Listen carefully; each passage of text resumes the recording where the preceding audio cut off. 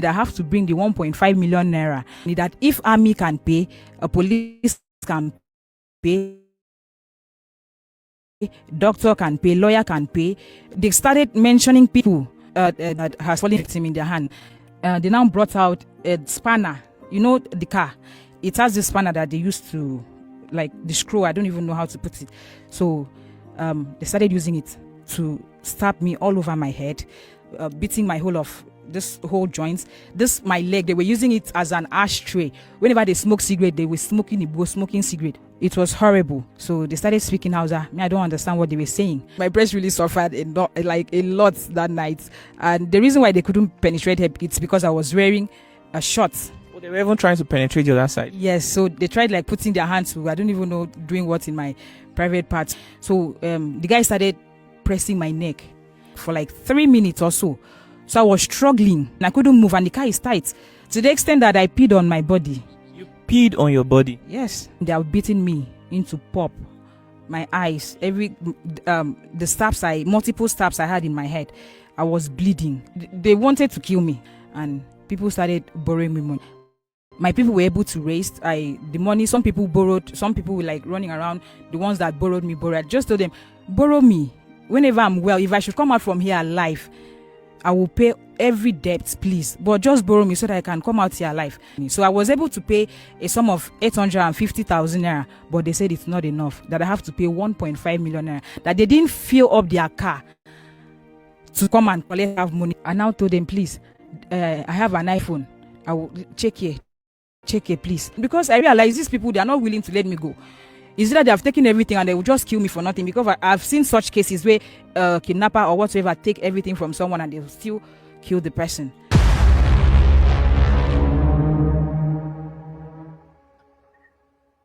Mo kí gbogbo wa nílé lóko lẹ́yìn odi, mo kí wa pé akúmọjú ọjọ́ ṣe rí,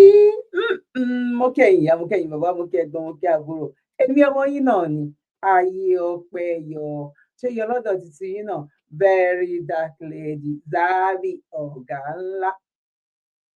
Ṣẹ́rí, wọn ò tí ì dúró, wọn ò tí ì stop. Ààrẹ ni gbèjà wa, ààrẹ ni képè, kí la wá fẹ́ ṣe? Ibẹ̀ gangan kọ́ là ń lọ lọ́jọ́ títí òní.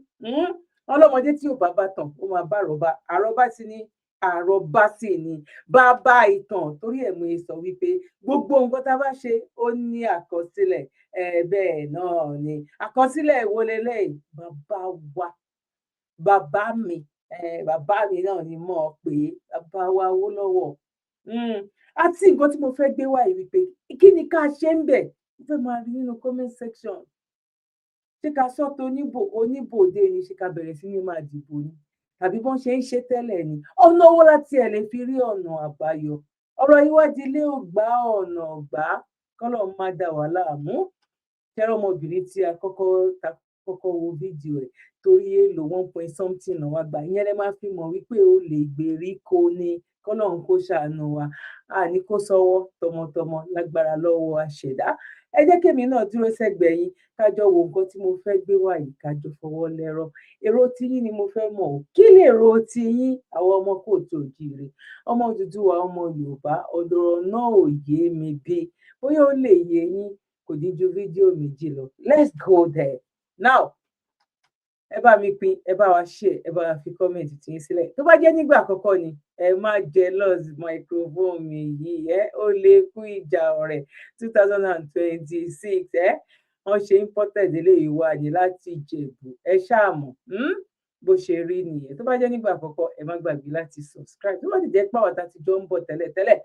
ẹ bá wa tẹ like nísàlẹ̀ ń bẹ̀ wọn, ẹ bá wa fi comment sílẹ̀. Let's go there. Kábíyèsí kan lánàá, why? Ṣé bí a mọ̀ yí pé èèyàn ọba bí olúwo ṣe ń ṣe tiẹ̀ tí ojú ń ṣe gán ọkùnrin ẹ̀ tó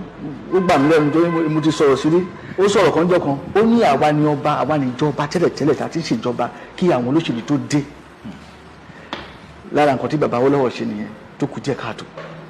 Ó jẹ́ kí èmi gan fúnra máa mọ̀ yín pé èèyàn ò ní da títí láyé yìí kó má kù síbi kankan. Nǹkan tó ṣẹlẹ̀ ń jàdé rẹ̀ náà mo ṣe tún gbọ́ ni pé bàbá Awólọ́wọ̀ lọ́wọ́ nú ẹ̀. Kí ló ṣẹlẹ̀ ń jẹun? Ẹ ṣeun. Nígbà tí wọ́n sọ yí pé wọ́n dá Ifá náà lọ́hùn, kì í ṣe Síkírù gangan ní Ifá mú. Bẹ́ẹ̀ ni ìtọ́pọ̀ kì í ṣe Àwùjalẹ̀ gangan ní kì í ṣe ọba Síkírù gangan ní Fámú ẹ̀gbọ́n bàbá ẹ̀ ní Fámú bàbá ni bàbá yẹn bẹ́ẹ̀ ni bàbá ni bàbá yẹn òun ní Fámú nígbà tí Fámú ṣe mọ̀ pé láyé ìgbà yẹn 60 kó má tiẹ̀ ní aṣọ wọ́n máa jù síbẹ̀ ni wọ́n á ṣẹ̀ṣẹ̀ wá máa rí àrà láti ọwọ́ Ọlọ́run ọba Lódùmarè wọ́n ní bàbá Ọlọ́run wọ́n wá sọ fún bàbá Ọlọ́run pé àti bá débì kan ẹni tí Fámú ó máa lọ́wọ́ pẹ̀lú wọ́n ní bàbá Ọlọ́run wá sọ wípé ṣé ó kàwé wọ́n wá sọ fún bàbá Ọlọ́run pé kò kàwé ẹ sì máa lọ mú ẹni tí ò kàwé ẹni tó kàwé ní kẹ́ lọ mú wọ́n bá stop bàbá yẹn ní ìmọ̀ bàbá náà rí o torí wọn ti dúra náà ń gbà yẹn náà wọ́n ní bàbá yẹn wá pe bàbá Síkírù Àwùjalẹ̀ wípé ó ní kí Síkírù máa bọ̀ lé nígbà tó di pé kìíní yẹn fẹ́ kúrò nídìílé àwọn ẹ̀wọ̀n nǹkan tó bàbá Ọlọ́run ṣe orí social media ni bàbá yẹn tó wá sọ̀rọ̀ bàbá yẹn dárúkọ ara ẹ̀ tó sọ ìtàn yìí ó sọ ibi tó ń gbé Ìjẹ̀bú Òde gan pé ẹni tó bá ní kò rí bẹ́ẹ̀ kó wá bá wọn bọ́n ṣe lọ ránṣẹ́ pé Síkírù nìyẹn láti ilé òyìnbó kó máa bọ̀ nílé mo wá àgọ́ bàbá yẹn kéèkì ń béèrè pé ṣé nígbà tí Àwùjalẹ̀ délé ìjọ ń dáfáwò because nígbà yẹn a mọ̀ pé tí wọ́n bá ti dáfá jíbi tó bá ti kọ́ tó ṣe náà máa ń ṣe wọn ò dẹ̀ kí ń kábàámọ̀ kì í ṣe ìsìn owó dẹ̀ ló ń pè ní fánsìn bàbá yẹn wá parí ọ̀rọ̀ yẹn síbì kan ó ní gbogbo ẹ̀yin tẹ́ ẹ̀ ń gba orí olóore fún ẹlòmíì ó ní ọ̀rọ̀ lẹ́gbọ́ yìí ó ní ẹ̀rí tó ń gbà yẹn náà Awólọ́wọ̀ gbégbá pẹ́sidẹ́ǹtì ó ní wọ́n tẹ̀ gba orí títí ẹ̀ lọ́wọ́ ẹ̀ àyà mi já gbì ó ní kò débẹ̀ ó ní ìjọ yẹn ó ní nǹkan tó ń pè ní ìsọ̀ yìí sì wà láyé ó ní tó bá ní ìgbésí bàbá Ọlọ́run pàṣẹ pé ó kéré ṣé kò kàwé ẹ jẹ́ kó sáré lọ ṣe oṣù kan àbí oṣù méjì ní skul káwọn wá kó ìsọ̀ yìí bo bàbá yẹn ó ní àtàwọn máa fi lóṣù kò sóṣù méjì ó ní bàbá yẹn bẹ̀rẹ̀ sọ ìbú ọ̀pẹ rẹ̀ ó ní wàá tún gba tíṣà fún ó ní ìgbọ̀n wọn kàn dẹ́nu bàbá yẹn wọ́n gbá orí ẹ̀ wọ́n gbé fẹ́lẹ́ lẹ́nu ẹ̀ wá wo ibi tọ́rọ̀ yẹn gbẹ̀yìn sí bẹ̀rẹ̀ kì í sí ibi tá a lè lọ. ṣùgbọ́n kájú dúpẹ́ lọ́wọ́ Síkírù náà torí ó ṣe nǹkan tí mo sọ gbé àlè rí àwọn bàbá yẹn àrà tí bàbá Síkírù dá Àwùjalẹ̀ tó dá láyé Abacha àti Díyà èmi ò rí ọba tó lè ṣe rẹ̀ ẹ wu àrà tó dáńgbà yẹn òun ní òde kan pa Díyà Mustapha gan gbé fún ó sọ fún Díyà ó ní ìwọ̀nba tó wà lára ẹ ló òjijì kan pa ẹ́ dànù nígbà tó lọ wò ó dẹ̀ ń sọ fún Abacha yìí pé igbá ni wọ́n ń pa o ẹnìkan kì í pa o ẹni tó bá ní kọ́ mọ òun kó ń tọ̀ máa ṣáájú ẹ̀kú wọn ló dẹ̀ dìde ó lọ sí ibi tí wọ́n ti Díyà mọ́ bá ṣe gbọ́ wọ́n ní ó sọ̀rọ̀ sí Díyà dẹ̀ ń wa okun ẹ̀mí ó dẹ̀ ń wa ẹ̀gún ó sọ̀rọ̀ sí pé ó kọ́ ilé ó kọ́ sẹ́gbẹ̀ẹ́ títì àmùgbà tó ń wọlé àmùgbà tó ń jáde ẹ̀mẹ́ta ni Díyà ló escape bomb torí mo tún ní àbúrò ẹ̀ tó wà lọ́dọ̀ wa lọ́hùn tí mo mọ̀ wọ́n dáadáa tàjọ máa ń sọ̀rọ̀ àkọ́kọ́ àbúrò ẹ̀ ní àwọn jọ jẹun tán ni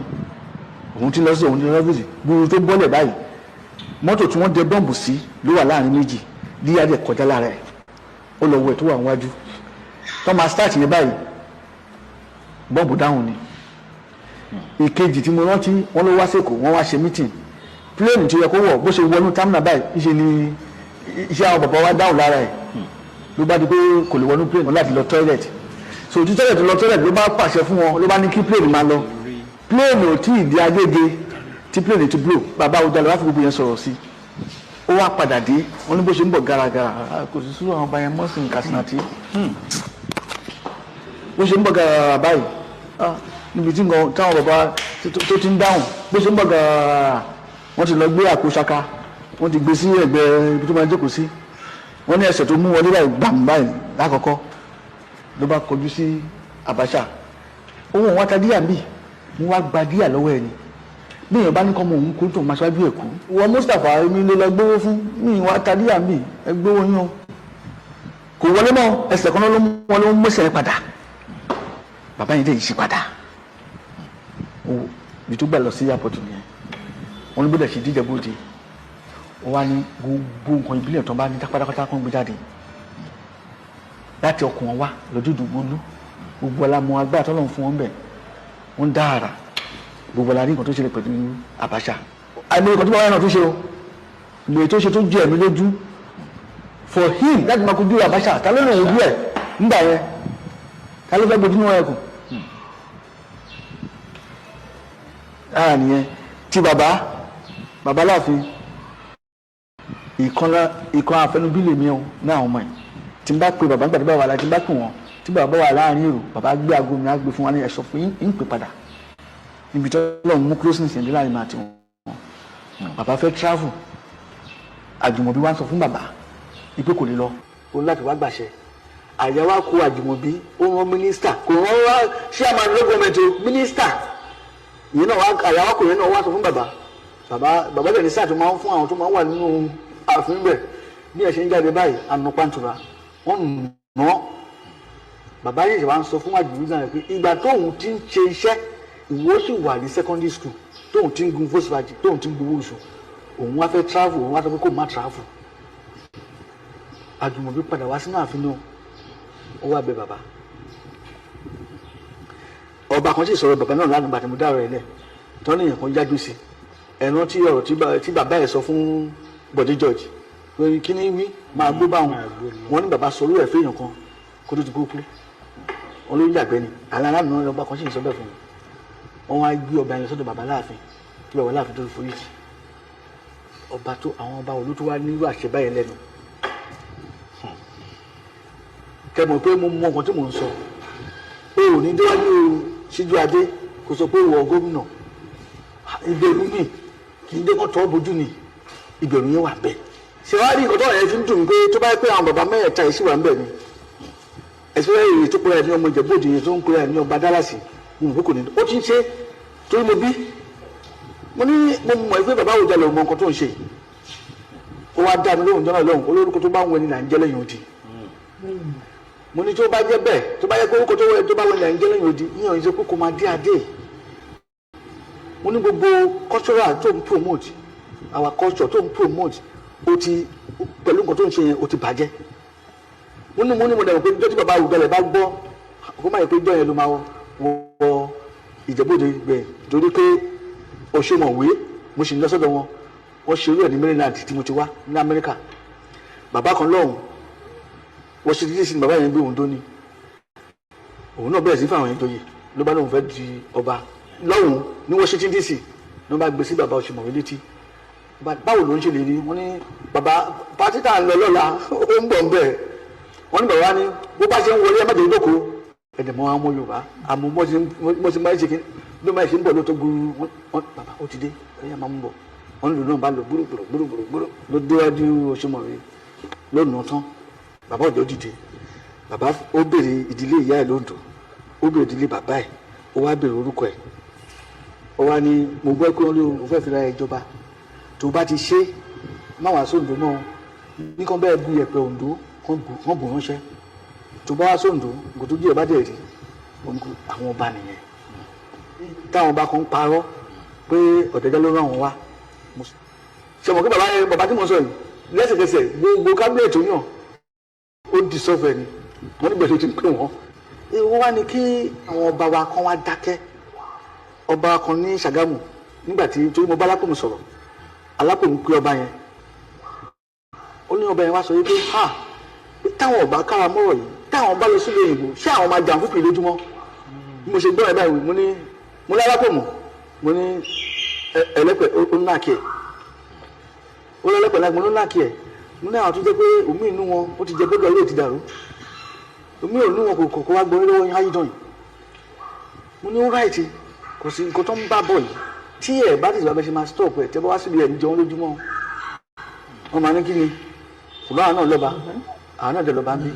èyí tó wà ní France kan náà ṣé àwọn nìkan wà mẹ́tọ́ yìí ń pẹ́lẹ́ lọ́ba Alápòmù tí mo sọ ọlọ́run ló yẹ bàbá yẹn ọba rókè ẹ̀yìn. Kí ló ṣẹlẹ̀ ní France? ṣe rí nǹkan tí wọ́n dọ́wọ́ pẹ̀lú yẹn èèyàn lè ṣe l'Amẹ́ríkà o mo rò pé ẹni yẹn ti ń sọ bó ṣe wọlé lẹ́sẹ̀ tó bẹ́ẹ̀ àwọn méjì báwọn méjì yẹn ṣe wọlé tẹ̀lé nìyẹn ilẹ̀kẹ̀ tó gbé sọ́rùn wọ́n gbọ́ ilẹ̀kẹ̀ yẹn wọ́n fi nà án adé tó dé sórí wọ́n gbà lórí wọ́n fi nà án lórí erùkẹ̀lẹ̀ bọ́ǹkọ̀ náà mọ̀lẹ́ wọ́n fi erùkẹ̀lẹ̀ nà án wọ́n tún mú ọ̀pá yẹn wọ́n fi nà án táwọn bá tún rí ẹ tó bá tún ṣe bẹ́ẹ̀ pé èyí táwọn ṣe fún ẹ yìí kékeré ni nígbà tí wọ́n wá lọ wọ́n wá sọ fún ọ̀rẹ́ mi àlùmọ́rù mo ní ààrẹ wọ́n ní ìkọ́tà pípé náwó yìí wọn ò bí wá dáká ṣe bẹ́ẹ̀ ń dó tó bá ṣe l'Amẹ́ríkà wà báyìí mi tó fẹ́ o tó bá lọ pẹ̀sítáàjì pẹ́rẹ́ tó ń tọ́wọ́n bá lọ sẹ́wọ̀n díẹ̀ ló máa kó ìdílé ti ní pé kíyàn ní wọn kó sọ̀rọ̀ sí wọn àwọn ilé ìtura yà ní France wọn yìí o àbí òfin òdì wọn lọ́hùn ni torí pé ibi táwa ń gbé yẹn o ò lè bọ́ sókè kó lu yàn tó bá lù tó bá prestige pẹ́rẹ́ yà ń bí trouble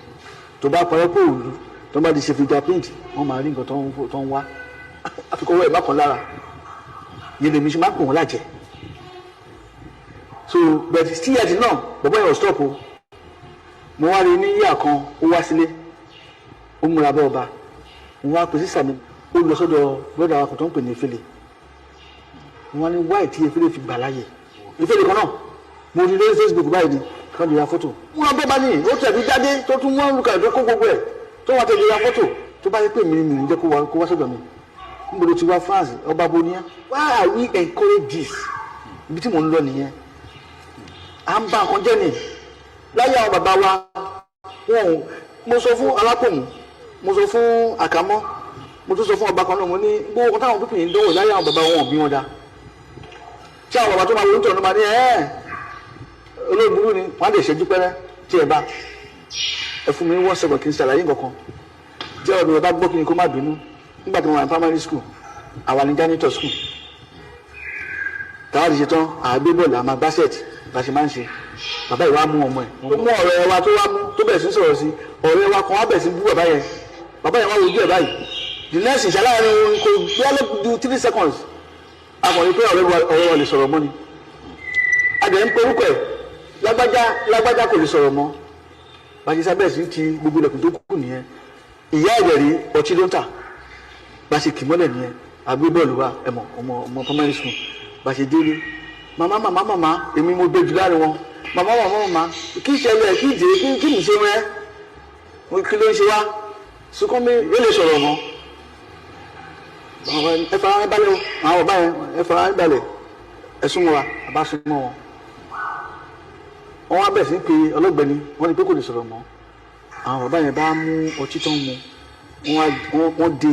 wọ́n á bọ́ sẹ́ wọ́n ti ọtí yẹn sẹ́gbẹ̀ẹ́ ìyá ti bẹ̀ sí yí láti bẹ̀ ẹ sùúrù níbo lẹ wà àní àwà ní skul kí lẹ ń ṣe à ń gba bọ́ọ̀lù à ń gbá lẹ́yìn ibi gbẹgbẹ ń gba bọ́ọ̀lù yẹn ilé ìwà bá wọn níbẹ̀ ẹ máa wọn ọ̀rọ̀ yìí wọ́n ní ibi tá a ti ń gbá bọ́ọ̀lù ta ló wá bá wa ń bẹ̀ èmi bá lọ́wọ́ sókè bàbá kan ìwà bá ní níbẹ̀ kó mú gbòǹgbé ilé ẹ̀jẹ̀ sílé bá mi ilé ìbùdó sílé bàbá mi ó mú lẹ́yìn wá ẹ̀rín ìwé yẹn kí ọ̀gbẹ́ni yẹn mi fẹ́ máa dárúkọ ẹ̀ kó ń ṣe èmi wá dáhùn tó mú ẹ̀rín kó fún bàbá yẹn ṣe ẹ̀yẹ yéṣu kàn mí fara balẹ̀ wọ́n ìbílẹ̀ balẹ̀ òǹgbò ní ìbílẹ̀ balẹ̀ òǹgbò ní kaba ọ̀yá níṣó ó di rẹ láti ẹ̀pẹ̀ across wọ́n débẹ̀ nígbà tó ń délé yẹn ẹ̀rọ dúró ta o káwá dúró síta ẹ̀mùkọ́ ọmọdé àmàṣà bẹbẹ níbẹ̀ àwọn bí mẹ́ta yàrá lọ yọ ojú wíńdò àwọn bàbá yẹn kọ́ndẹ̀kùn bó ṣe máa ń kàn bàbá yẹn dáhùn lóhùn nígbà tó ń wọlé ká máa dúpẹ́ fọlọ́ tó bá gbọ́ ọ̀tún máa sọ tí ọ̀tá wa máa di bá ṣe máa lọ máa gbọ́ nǹkan tó ń sọ nìyẹn èkíní ju òun fún bàbá yẹn ó sọ̀rọ̀ ilẹ̀ fún bàbá yẹn dáhùn èkejì mú tiẹ̀ fún gbàgà bàbá yẹn dáhùn bàbá tó kọ́kọ́ dùn fún yẹn wá fún ní kẹta gbàgà bàbá yẹn wá dáhùn bàbá yẹn wá ní ẹ máa kọ́ ọmọ wọn kí n ṣe ń kó fún lóhùn rí mi kó fún mi ṣe èyẹ kí ṣe kí n máa kọ́ ọmọ wọn ìyá ẹ máa bí ẹmọ ó kàn ń wó ìrírí ẹni tó kàn ń sunkún àwọn yẹkùsù kọ́ àti sẹ́yìn kó dídé kó omi sún ẹ má ké mọ́ àti dídá máa gbóyàn dọ́rọ̀ kan ṣá wọ́n sọ lọ sọ́bọ̀jà máa mú lọ lé kó lá epo kọ́ máa mú lé kó lọ lá epo bàbá yẹn wá dáhùn pé ó tún wá ju òun fún bàbá yẹn géè pé kò lọ lá epo ìbí tí máa ti láre ojú ní làwọn ti ń yọjú bàbá yẹn ṣe wá dìde ó wá lọ ṣègùn tó yẹ kó ṣe.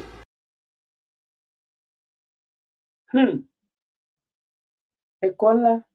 la rí kọ́ nínú ẹ̀ láti orí bàbá wa Awólọ́wọ̀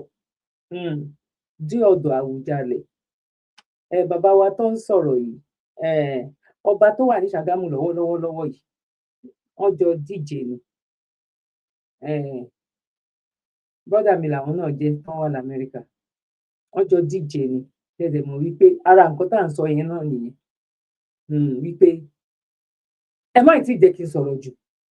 ara nǹkan tá à ń sọ yẹn ẹ wá gbọ́ nǹkan tí bàbá yìí ẹ gbọ́ nǹkan tí àwọn sọ ìyẹn la máa fi lè máa fi mọ àti ti bàbá Awólọ́wọ̀ o àti ti ọba Síkírù o tán ti wàjà o gẹ́gẹ́ bí àwọn ọmọ kóòtù òjìrè bá ṣe jọ máa ń sọ àti bàbá tó sọ̀rọ̀ yìí àti èyí tó yẹ ṣẹlẹ̀ pẹ̀lú nǹkan tí àwọn olóṣèlú tó ń ṣe yìí ẹnu èèyàn méjì lẹ máa ti gbọ́. Ẹ máa bá mi kálọ ẹ̀yin tẹ́ bá ti láìkẹ ẹ bá wa láìkẹ ẹ bá wa fi kọmẹǹtì sílẹ̀ ẹ dẹ̀ bá wa tarí ẹ̀ síwájú. Let's go there. kó àtẹ̀yìn odi sẹ́ẹ̀rí yìí ń ṣẹlẹ̀ láàrin àwọn baba lọ́balọ́ba ó dàbí ìràwọ̀ ọ̀sán ni yóò tó ìyá àgbàlagbà sápẹ́ sí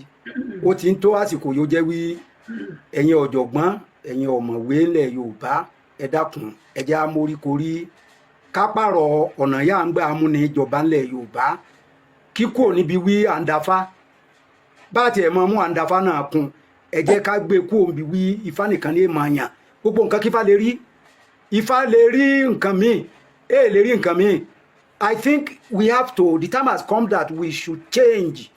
the leadership recruitment in our traditional institutions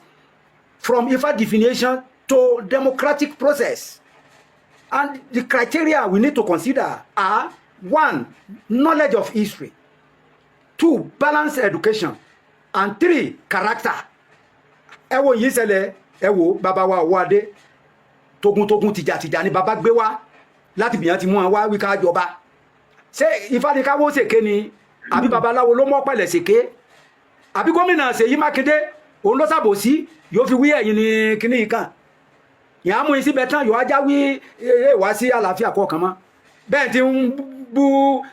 Ọọ̀ni lónìí lẹ́ ń bá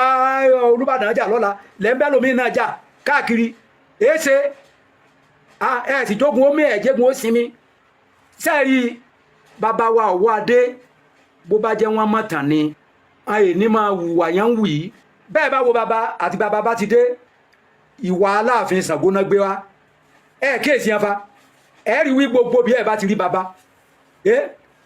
ní rí kí bàbá rẹ́rìn o bàbá rẹ́rìn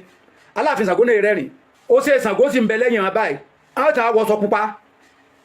bó bá jẹ́ bàbá mọ̀tàn dáadáa ni yẹn sọ̀tàn kó bàbá ó yẹ ká mọ yóò gbẹ̀yìn Aláàfin Ṣàngó níbi àṣàgbára lò Aláàfin Ṣàngó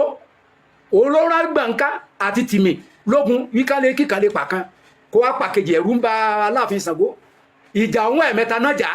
ìyá jà parí lẹ́lẹ́ ọjà Àkẹsán náà ti jà lóde Ọ̀yọ́ kó tó di wí gbàǹká ó wá rẹ́yìn tìmì ń bọ̀ wá rẹ́yìn tìmì Aláàfin Ṣàngó ìmọ̀ yìí ó lè ṣe mọ́ náà wí késì gbáwò ṣe bá Aláàfin Ṣàngó ṣe bí kò so ló lọ ó yẹ kí bàbá Ọwọ́adé ẹ̀rọ ebèrè tán o ẹbẹ́ ti ń tẹ̀lẹ̀ ibẹ̀ ẹ̀kọ́ o bẹ́ẹ̀ bá tún lọ ẹ tún lọ nú tẹ̀ ẹ̀rẹ́ wò ó èmi ló gbẹ̀yìn Aláàfin Àwólẹ̀ yóò rán Àfọ̀njá lógun kórè jàwéré lógun ìyẹn sì ti búra Aláàfin Àjàgbó ó ti búra kó gbogbo Ààrẹ Ọ̀nà Kakanfò yẹnìkan ni ẹnì kọ̀ọ̀kan ìgbọ́dọ̀ já ìwéré lógun torí ìlú ìyá rẹ ni Aláàfin Àwólẹ̀ ó sígun kó Àfọ̀njá lọ ó dé Aláàfin Àwólẹ̀ mọ̀ yéèsì mọ́ ṣébó náà ti gbá wò ní ṣégbẹ̀yìn yóò dànù Aláàfin Olúewu ńkọ́ Aláàfin Olúewu orí Aláàfin Olúewu 1835 ń lọ́yọ́ lé fi tú àwọn Fúlàní ló tú ogun Elédùwẹ̀ ń ló tú Ọ̀yọ́ lé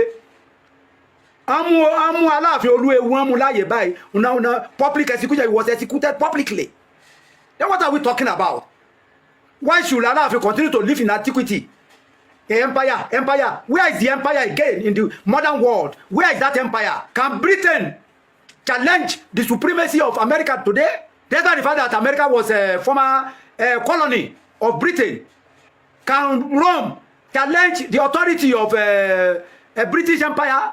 when the British Empire was reigning? Emila ni jẹ́ kí ló gbanu kí ló san sí.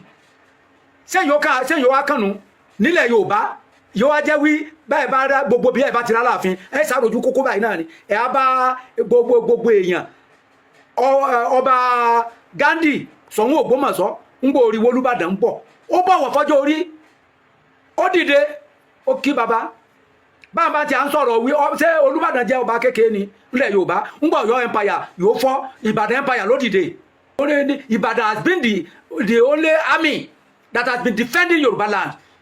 Ibadan fought and won Jarumi War. Yálà fi wá jókòó lórí wí èmi ni emperor ti emperor mọ́ o bá bá ti ń ronú yẹ̀yìn Ọ̀yọ́ ṣe kó gbogbo àwa ọmọ ilẹ̀ Yorùbá pàápàá jùlọ àgbónà lè móríjọ Ọ̀yọ́ kọ̀ọ̀kan àkàn múra wá ṣe ra ni ṣé yá ṣe dáa ni bẹ́ẹ̀ bá ń sọdún bẹ̀rẹ̀ gbogbo bàbá wa ní ẹ̀yìn nígbélé mọ́ gbogbo lọ́ba ní ẹ̀yìn nígbélé mọ́ ẹ̀ máa kó àrọ̀yọ́ ẹ̀ máa pa kókó lọ kókó yẹn ń pa lọ náà ni àwọn Fúlàní náà dé náà bá lọ́wọ́ yín náà máa wà náà ṣe sẹ́yìn náà lẹ́tún wá fẹ́ ká tún jòkó tì ẹ̀rẹ́ pàwọ́dà kẹta wo ṣe é mà sọ́nà bí gbogbo yẹn ń tọ̀hún àbí ẹ̀rí ara bí yẹn ń dò yìí ká èrùn ni ń dò yìí ká gbogbo lẹ̀ wa nílẹ̀ Yorùbá ń náà ti gbà tán ẹ̀rí yẹ àtọ̀rìn wa yẹn kó ní Ìkòyí ilé ní lọ́sẹ̀ yóò kọjá yìí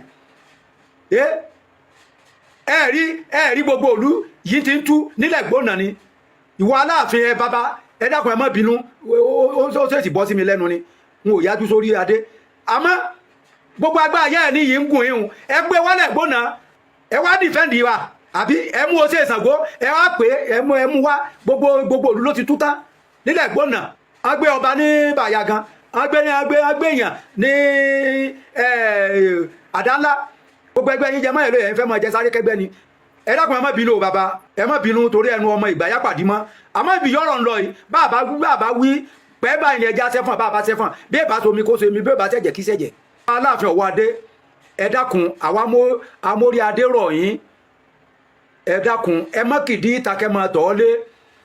ẹjẹ́lẹ̀ Yorùbá ṣọ̀kan ẹ mọ́wọ́sowọ́pọ̀ pẹ̀lú gbogbo àwọn yòókù yín ẹ mọ́wọ́sowọ́pọ̀ kílẹ̀ Yorùbá túbà kí tùsẹ́ ń yá ń fẹ́nu o bàbá wa Bọ́lá Ahmed Tinubu aṣíwájú president ẹ bá ké sí ọba Ọ̀wọ́ adé o ẹ bá ké sí ọba Ọ̀wọ́ adé o bá ti ń bọ̀ lọ́wọ́ kan náà tún bọ̀ ká o ẹ bá ké sí ẹ o kájégun omi kógun ìsinmi ilẹ̀ Yorùbá èsè gan kí ló dé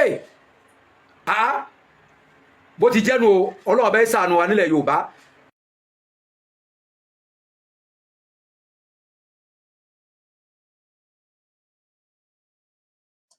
Elédùmarè tó láyé tó lọ́run á ṣàánú wa ní ilẹ̀ kóòtù òjìire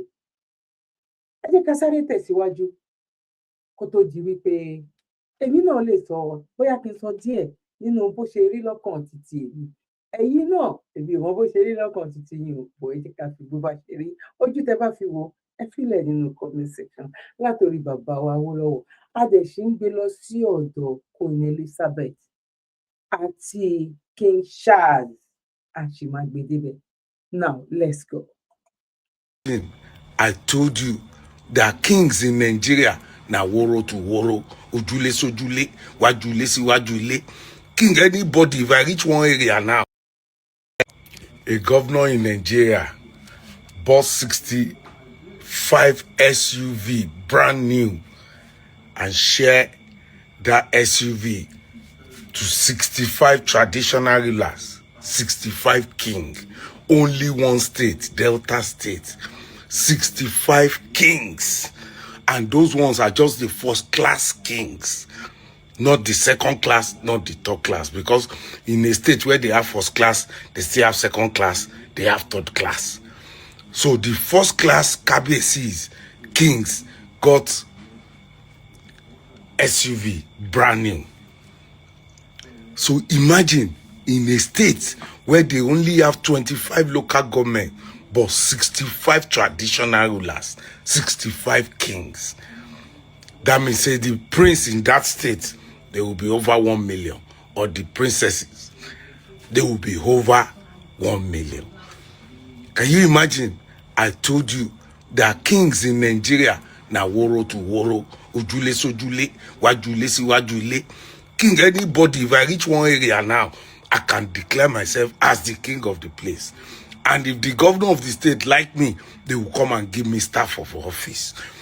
There was a governor in Oyo State, late Ajumobi. He crowned 18 kings in one day. We have bastardized monarchy in Nigeria. When are we going to stop? Is it by the time all of us are now His Royal Majesty that they will stop? It's too much. 65 in a state that they only have 25 local government. That means they have 3 kings per local government, and those are first class. Now imagine by the time they have second class king, third class king for one state alone will be going about 250. Kilo day, everybody na king for Nigeria in the country. You can imagine that. Kó má jẹ́ lẹ́nu brother wa nìkan láti gbọ́. Ẹ jẹ́ ká tún gbọ́ àlàyé tẹ́lòmíì ṣe lórí the same ọ̀rọ̀ yìí ká tó wá file. Concern always. Hey. Ẹ má bínú o. And their oppressors. So this is Delta State Governor. According to the news, he spent God knows how many millions or billion to purchase about 65 SUV Prados for traditional rulers. And guess what? Youth of concern. What? Go to socials. They are all praising him. Able governor. He's doing well. He's doing so well. One of the best governor Delta states have ever produced. When has he become a state project to use state money to buy SUVs for traditional rulers? If not to bribe them so that when they see the truth, they won't talk. When has it become a state project? How many good roads are in Delta State? How many functioning hospitals? When I say functioning, I mean hospital to the standard of public hospital in other African countries. How many do you have in your oil producing states, Delta State? How many do you have? What is your employment rate in Delta State? How many job opportunities has his government created in Delta State? Apart from all these your non-entities that you call your SSAs, that don't know their job, that come on social media to rant and make noise just because of small money for their stomach. Everybody have become a supporter of oppressive and wicked government. A state that produces oil. Is it not in the same state like 3 weeks ago, 4 weeks ago, someone made a video of children sitting on bare floor in the same Delta State? All of a sudden, he has become a good governor. All of a sudden, this is how you people hype all these wicked oppressors. You hype them for the bare minimum they are doing as governors. Bare minimum. In a functioning society, they should all be jailed forever. Look at China, Korea. They jailed their politicians when they mismanaged fund. When has it become a state project to use state money to fund SUV for these people, traditional rulers? How many millions was spent on that? And all of you are clapping, comparing him with Alex Oti. I ask you, how many hospitals, functioning hospitals do you have in your state? Your state, you think your state don't have enough money to give you steady electricity? Oil producing states. You lot should hide your face in shame, honestly. All of you. You lot should hide your face in serious shame because you lot are disgrace to Nigeria. You Delta youths. You see, Delta State youth, River State, Port Harcourt youth. No, that's River State now. All of you are big disgrace. Big disgrace to Nigeria. Including my state. All of you. You praising him all of a sudden. He's a good governor. For what? For what? For giving you the bare minimum? I am scared and I'm worried about you people. Your future, right? Your well-being, your mental state.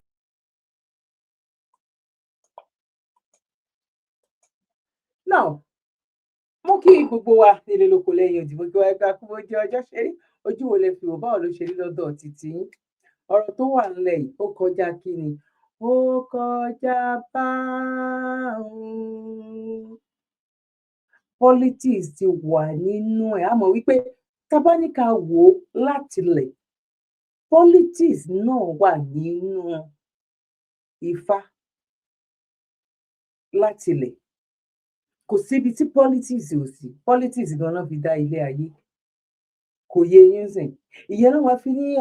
wọn lo ẹsẹ̀ wọn gbọ́mọ ọba fàdúrò wọn gbọ́mọ ẹ̀gbọ́n fún kinní kan ìlú òwà tùbà ìlú òwà tùṣẹ wọn wá ní kó bá kúrò lórí oyè wọn ní kó bá lọ sí oríṣiríṣiríṣiríṣi tàbí bọ kí ló wá fi kan Queen Elizabeth kí ló fi kan Charles òun ni wípé ọba wọn nìkan kọ́ ló kọ́kọ́ bẹ̀rẹ̀ sí ní rule bọ́n mo dẹ̀ mọ̀ wípé bó ṣe máa padà rí nìyẹn ṣé generation tiwa wá ni èmi ò mọ̀ ṣé generation tiwa kọ́ èmi ò mọ̀ èmi ti ń sọ káwọn fídíò yìí tó máa jáde wípé àní tó bá jẹ́ wípé wọ́n lè yọ̀ǹda state one state one ọba one state one ọba ṣé gbọ́ nǹkan tí bọ̀dá Nuru tán kọ́kọ́ sọ̀rọ̀ lẹ́ẹ̀kan yìí ẹ̀gbọ́n mi rè kọ́kọ́ sọ̀rọ̀ lẹ́ẹ̀kan yìí wípé everywhere wọ́n tún bá wa dé gbogbo diaspora pátápátá wọ́n tún máa rí ọba Newcastle ọba Birmingham ọba London ọba kìíní kan tí àwọn ọba bá wá láti Nàìjíríà ó tọ́lọ́ sọ o àwọn ọba tó wá láti Nàìjíríà ò jọ wọ́n lójúmọ́ o kò jọ wọ́n lójúmọ́ o àwọn náà ti ń yan òjòyè wọ́n ti ń yan èmi ò mẹ́ni tó fi gbogbo kìíní mi ì mẹ́ni tó fi ṣe wá mi ò mọ ẹni mi mọ ibi tí ọ̀tá wa ta ti kó àgbákò burúkú yìí nǹkan tí ò ṣẹlẹ̀ tẹ́lẹ̀tẹ́lẹ̀ irú èyí tó sọ pé ọba France yẹn ọba náà wà ní France o tó bá wá rí àwọn ọba tó ń wọ̀ pé bí 3 months 6 months ní Nàìjíríà òun náà máa rúgà pé ọba France lòun ọba kìíní kan lòun ọba ẹgbẹ́dà kan lòun kí ni problem wa gbogbo ọ̀n ti gbà tó bá padà sí irú nǹkan tó ń ṣẹlẹ̀ ní UK àti àwọn ibòmíì òun ni ló lè rojú ló lè ráyè torí táwọn pípù yìí náà tó fi ń kópa ará ìlú òun ló ń lọ ní ọ̀hún yẹn ẹ wo iye mọ́tò tí wọ́n gbé fún àwọn tó náà gbé fún ẹ wo ìlú tí ò sí hospital ibo ni hospital gidi wà ní Nàìjíríà ibo ni school gidi wà ní Nàìjíríà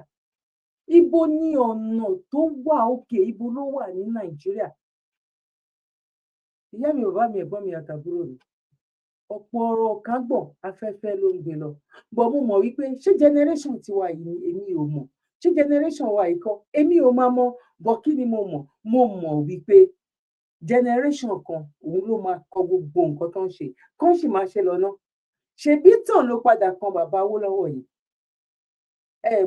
ẹ mọ̀ gbà tá à ń sọ ìyẹn la ṣe ní gbogbo nǹkan tá a bá ṣe lórí ayélujára àti kó má jẹ́ ayélujára ìtàn onígbàgbé wa gbogbo nǹkan kí nǹkan tó bá wù ká ṣe bóyá nínú ẹbí ni láàárín ọ̀rẹ́ ni láàárín ẹgbẹ́ láàárín àwùjọ lórí social media nǹkan kí nǹkan tá a bá ṣe ìtàn onígbàgbé wa tí bàbá Awólọ́wọ̀ òun leléyìí o that means to say ṣe rí ibi tí nǹkan yẹn tó ti ń bọ̀ ṣe wá rò wípé ó máa ṣọ̀rọ̀ Nàìjíríà ṣó dá sí ní tàbí ó ń worst sí ohun worst sí ní bọ́ sún fún mi gẹ́gẹ́ bí wọ́n máa ṣe sún ẹlòmíì tó máa súnyàn dé ara ògiri tónítọ̀hún yẹn máa wá ṣíjú padà sí wọn wípé no enough is enough ó ṣì ń bọ̀ bọ̀ mi ò mọ̀gbà tó máa jẹ́ bẹ́ẹ̀ náà la mọ̀gbà tó máa jẹ́ ìyá mi bàbá mi ẹ̀gbọ́n mi àtàbúrò mi ó wá kù sẹ́yìn náà lọ́wọ́ sí ẹ bá wa pín ẹ bá wa share ẹ bá wa fi kọ́mẹ̀ntì tí yín náà sílẹ̀ ojú tẹ bá fi wò ẹ má gbàgbé láti láìkẹ́ ọ̀fẹ́ ní kò ná yín ní nǹkan kan ẹ bá wa láìpẹ́ agbára lọ́wọ́ Ọlọ́run ojú òní tiwa èmi náà ni ọmọ yín àbúrò yín olólùfẹ́ yín ọ̀gá ńlá very dark lady ààyè ọpẹyọ Zabby ire o ire kàbìtì ire o ire gbàngbà ire lójú owó rí ire lójú wa mà rí God bless you one love bye for now. ẹ káàbọ̀ sórí àgbàgbé very dark lady Zabby Ọ̀gánlá TV tó fohùn balẹ̀ sí ètò ilé wa nípa òṣèlú ìgbéyàwó àti àṣà Yorùbá lọ́lọ́kan ọ̀jọ̀kan oríṣiríṣi ilẹ̀ mọ̀ bá pàdé lórí ìkànnì Zabby Ọ̀gánlá TV bẹ́ẹ̀ ṣe ń wọlé ẹ yá bá wa pín kó kárí ilé kó kárí oko very dark lady Ọ̀gánlá TV ìtúsílẹ̀ ọpọlọ àti ìtúsílẹ̀ ọkàn la dúró fún.